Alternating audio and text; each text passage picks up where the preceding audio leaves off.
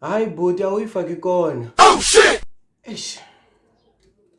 Watwa umarito la mani mzele chiri yin'wana ya la Biko. Yini byela after loko ni faka phayiphi ka xigubu ni kha ni nga langutanga vona. So mara hi le ka swona namuntlha ni kombe ku lumeta ku vona video leyi ni ri ni subscribe.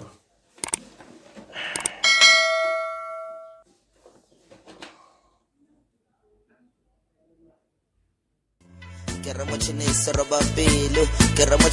roba pelo na beho be my boy so pinya ka be my boy Keramo chinese roba pelo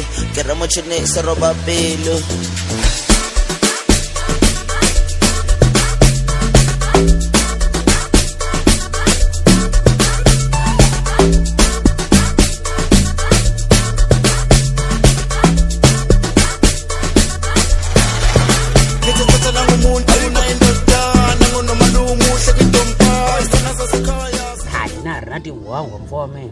Yo, asata ngagangisa uteka ifamu. Ora plan musi. Saidi un'wana va swisi. Hina yasi inana. Ifike va phayele sa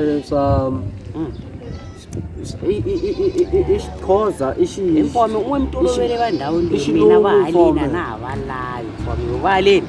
Swa haleni mati plastic mtaleni. Fome hina ifika la swalo no swalo. Ifika la ngena ni ngena. Kani ni spice lungu. How are you? Mfome na vula ku isa tikhetalo.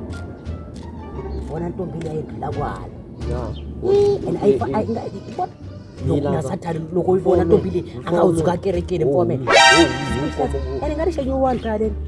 Ayifana kubona vale bakuchava mati mfome tipfuni nyana. Email. Kunjani girl?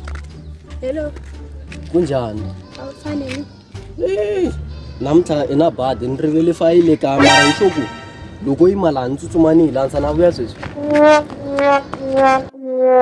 Madafu yang taza. Bati wena wingangalala.